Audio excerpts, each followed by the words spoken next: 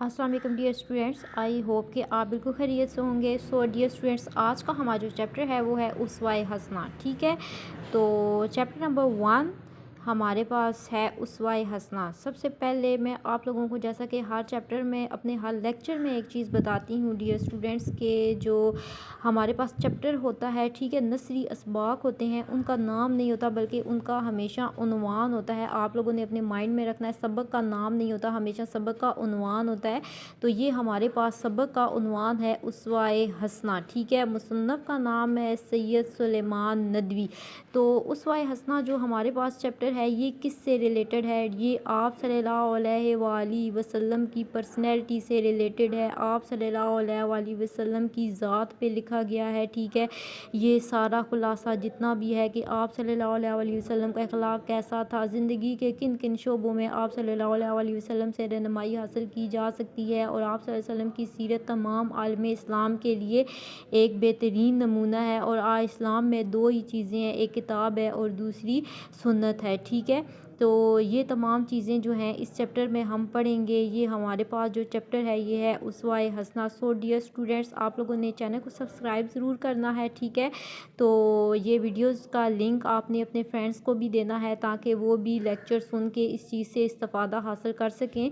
सो मेरी हमेशा यही कोशिश होती है कि आप लोगों को अच्छे से अच्छा चैप्टर जो है वो आसान करके मैं आप लोगों को इस तरह पेश करूं कि सुनने वाले स्टूडेंट्स को मेरे लेक्चर की फ़ौरन से समझ आ सके। सो बेटा चलते हैं अपने चैप्टर की तरफ चलते हैं। तो आज का जो चैप्टर है ये हमारे पास उसवाए हसना है। ठीक है, तो चलें चैप्टर स्टार्ट करते हैं। हर मज़हब ने अपने पैरोकारों को खुदा की मोहब्बत का मुस्तहिक बनने के लिए एक ही तरीका बताया है कि इस मज़हब के शारे की नसीहतों पर अमल किया जाए, लेकिन इस्लाम ने अपने पैगम्बर सल्लल्लाहु अलैहि वसल्लम के अमली नमूने की पैरवी को नजात का ज़रिया बनाया है। आप सल्लल्लाहु अलैहि वसल्लम की अमली ज़िंदगी मतलब आप सल्लल्लाहु अलैहि वसल्लम की सीरत जैसी थी, आपके रहन सहन के जो तरीके थे, आपका बोलने का अंदाज़ था, वो तमाम जो चीज़ें थी अमली नमूना थी इंसानों के लिए। और आप सल्लल्लाहु अलैहि वसल्लम की ज़ात को ही लोगों के लिए नजात का ज़रिया बताया गया। और इस्लाम में दो चीज़ें हैं, एक किताब से मुराद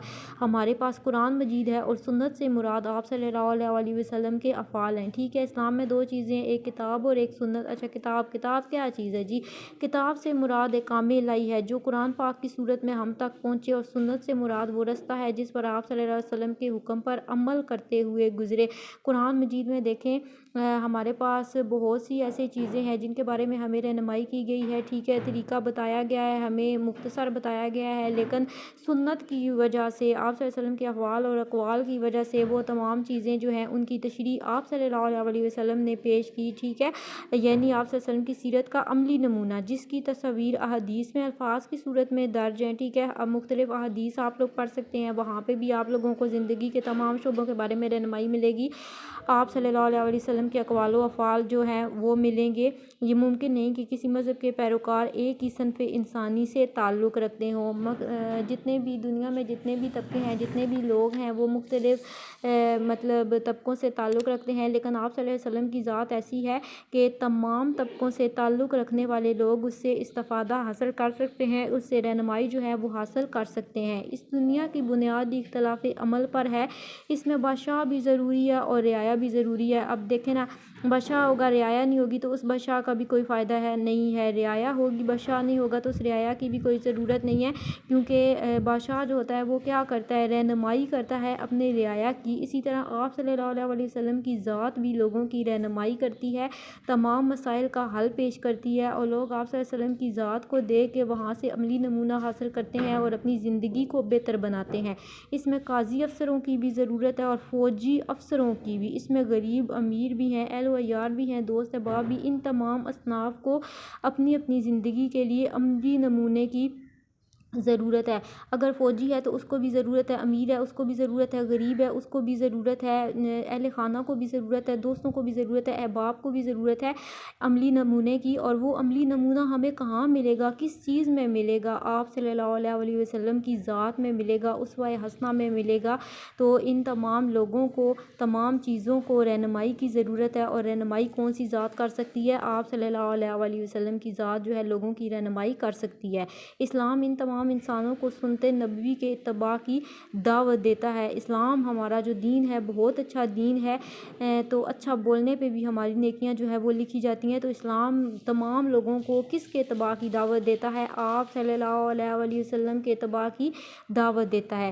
ایک حاکم کے لیے محکوم کی زندگی ایک غریب کے لیے دولت مند کی زندگی مثالی نمونہ نہیں بن سکتی، اسی لیے ضروری تھا کہ عالمگیر اور دائمی پیغمبر کی زندگی رنگ برنگ پھولوں کا گلدستہ ہو۔ ہم چلتے پھرتے ہیں، کھاتے پیتے ہیں، مرتے بھی ہیں، مارتے بھی ہیں۔ ان تمام افعال جسمانی اور اعمال قلب مثلاً خوشی، غمی، راضی یا ناراض ہونا، ان سب کے لیے ایک عملی نمونے کی ضرورت ہے، اور زندگی کے ہر پہلو کے لیے عملی نمونہ ہمیں کہاں سے ملتا ہے؟ آپ صلی اللہ علیہ وآلہ وسلم کی حیات طیبہ سے مل سکتا ہے۔ اگر کوئی دولت مند ہے تو مکے کے تاجر اور بحرین کے خزینہ دار کی تقلید کرے، کوئی بادشاہ ہے تو سلطان عرب کا حال پڑھے، کوئی فاتح ہے تو بدر و حنین کے سپہ سالار پر نگاہ ڈالے۔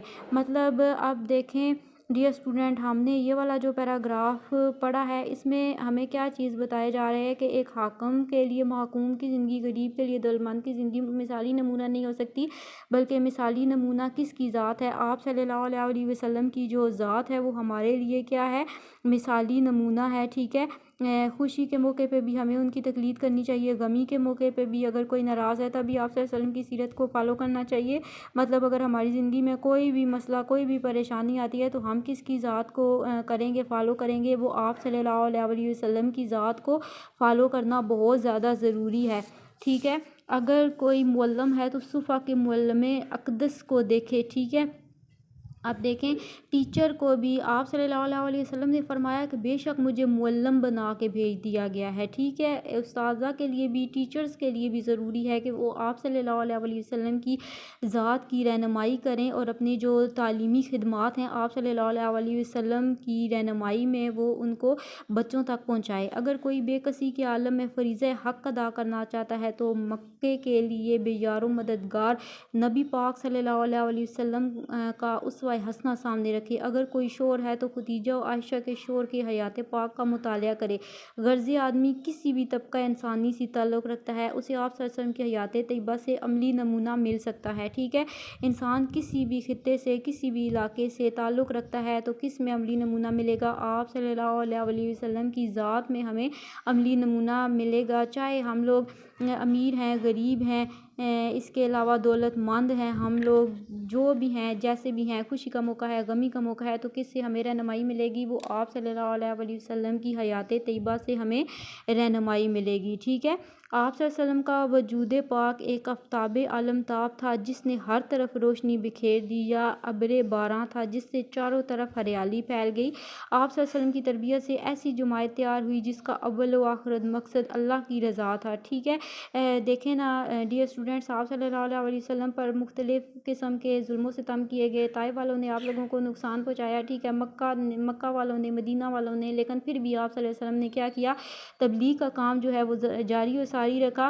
اور یہاں پہ میں آپ لوگوں کو تھوڑا سا اس چیپٹر میں ایک تھوڑی سی بات ویسے آپ لوگوں کو بتاتی چلوں عرب کے بارے میں، کہ عرب کا زمانہ جو ہے سب سے پہلے، اکثر بچے ان کو نہیں پتہ کہ اسلام جو ہے وہ کہاں سے متعارف ہوا تھا، اسلام کی تعلیمات جو ہیں وہ کہاں سے پھیلنا شروع ہوئی تھی۔ تو اسلام کی تعلیمات عرب جو ملک تھا وہاں سے پھیلی تھی۔ عرب ایک ایسا علاقہ تھا جہاں پہ بہت ہی زیادہ جاہلیت پائی جاتی تھی۔ پہلے جب آپ صلی اللہ علیہ وسلم کی آمد نہیں ہوئی تھی تو اس ٹائم، اس زمانے میں بہت ہی زیادہ جاہلیت پائی جاتی تھی۔ لوگ جو ہیں وہ بہت زیادہ ایک دوسرے پہ ظلم و ستم کرتے تھے، عورتوں کی عزتیں جو ہیں وہ محفوظ نہیں تھی، بیٹی ہوتی تھی تو اس کو زندہ درگور کر دیا جاتا تھا۔ لیکن جیسے ہی آپ صلی اللہ علیہ وسلم کی آمد ہوئی تو آپ صلی اللہ علیہ وسلم نے کیا کیا؟ عرب کے لوگوں کو انسان بتایا، اور سب سے پہلے وہاں پہ لوگوں نے اسلام قبول کرنا شروع کر دیا تھا، ٹھیک ہے۔ تو آپ صلی اللہ علیہ وسلم کی ذات ایسی ہے کہ زندگی کے تمام شعبے جو ہیں ان میں ہمیں رہنمائی بھی ملتی ہے، ہر قسم کے لوگ اس سے، ہر مسئلے سے ریلیٹڈ رہنمائی حاصل کر سکتے ہیں۔ آپ صلی اللہ علیہ وسلم کی سیرت کو سامنے رکھتے ہوئے اگر زندگی گزاریں گے تو دنیا میں بھی کامیابی ملے گی اور آخرت میں بھی کامیابی ملے گی، ٹھیک ہے۔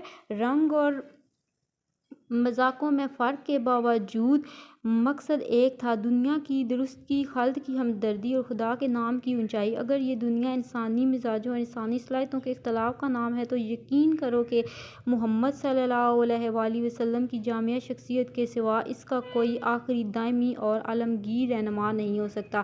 اسی لیے قرآن پاک اعلان کرتا ہے کہ اے نبی تو کہہ، اگر تمہیں خدا کی محبت کا دعویٰ ہے تو آؤ میری پیروی کرو، اللہ تم سے محبت کرے گا۔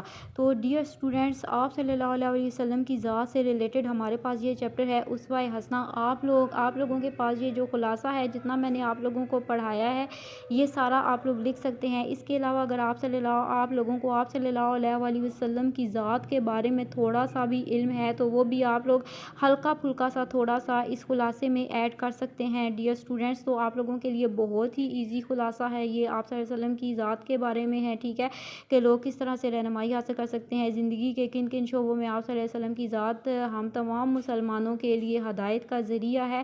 تو آپ صلی اللہ علیہ وسلم دنیا کے ہر شعبے میں ہمارے لیے رہنمائی فراہم کر رہے ہیں۔ ہماری ذات کو آپ صلی اللہ علیہ وسلم کی سیرت کی بہت زیادہ ضرورت ہے۔